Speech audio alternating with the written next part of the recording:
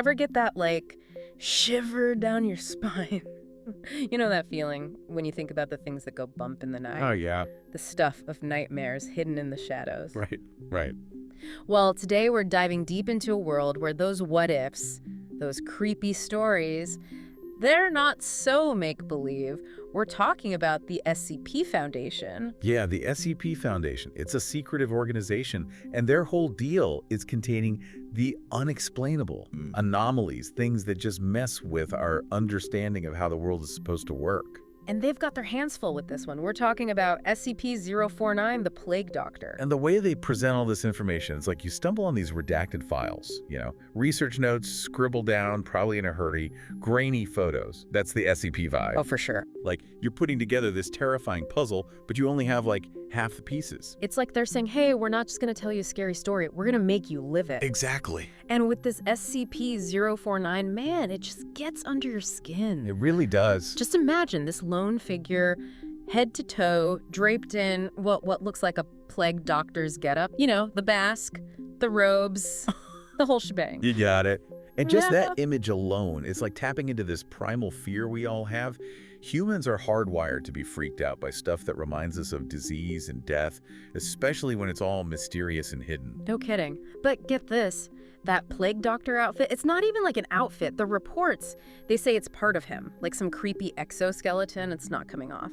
And that's where it gets really good, that blend of history and this creepy ambiguity. The Foundation, they don't just lay it all out. They leave these gaps, make you fill in the blanks with your own imagination, which, let's be honest. Oh, it gets dark. Yeah. And trust me, with SCP-049, your imagination, it'll run wild, you'd expect. With something like this, some hulking beast, right? Inarticulate roaring. But this thing, SCP-049, it's well-spoken, like eloquent. There's this one interview log where a researcher tries to talk to it, and SCP-049, it says, "The King's English, no need for translation, sir. I can speak it well enough." Oh, I remember that one. I mean, chills, right? It's a total mind trip. What do you make of that? It's that contrast, right? Makes SCP-049 so fascinating. Polite, even friendly on the surface, but underneath. Deadly. One touch and it's over. And we still don't know how it does it. Just that skin contact, that's all it takes. No coming back. That's a handshake I'd skip. For sure. But it makes you wonder, what does it see that we don't? Which brings us to the big one. SCP-049's obsession. This thing it calls the Pestilence. The files are full of it. The sense of agency, like doom, is right around the corner. See, that's what I love about the SCP Foundation. They never define it. What is the Pestilence? A real plague. Some metaphor for society going wrong, or something weirder, something we can't even understand. It's up to us to figure it out. There's this one entry, right? SCP-049 talking to a researcher, and it goes off about the scourge, the great dying, claims it's close to finding the cure to end all cures. Gets me every time because you can practically hear it in its voice. That belief, it's right. That's what makes it so scary. Total. That conviction. If it thinks it's helping us, well, what does that say about the things it's willing to do? And that's the thing, right? It sees itself as the good guy, the hero in a world on the brink, saving everyone from this unseen pestilence.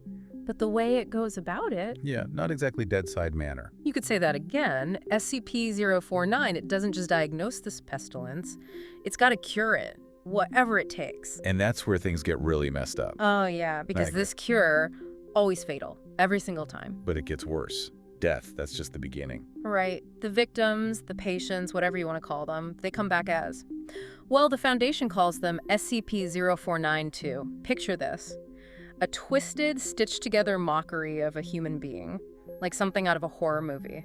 That's what SCP-049 leaves behind. And the worst part, it thinks it's doing them a favor. There's this log, right? Researchers, they give SCP-049 a dead orangutan. I remember that one. And SCP-049 is grateful, like, oh, thanks for the opportunity. Even comments on how similar the anatomy is to a human's. Just chilling. And you think, this thing, it's smart, right? It can think, reason, but it's trapped in this loop of its own messed up logic. The ends justify the means. That's what makes it so disturbing. It spends days, this one, operating on the orangutan, brings it back, it dies again and again, over and over. You'd think at some point it would realize, hey, this isn't working. Nope, just keeps going, each time more desperate, more frantic. Can you imagine seeing that? The look on its, whatever it has under that mask, thinking it's about to have this big breakthrough? The researchers, in the logs, they talk about this feeling of frustration, like a doctor who can't figure out the diagnosis, so they just keep trying different treatments.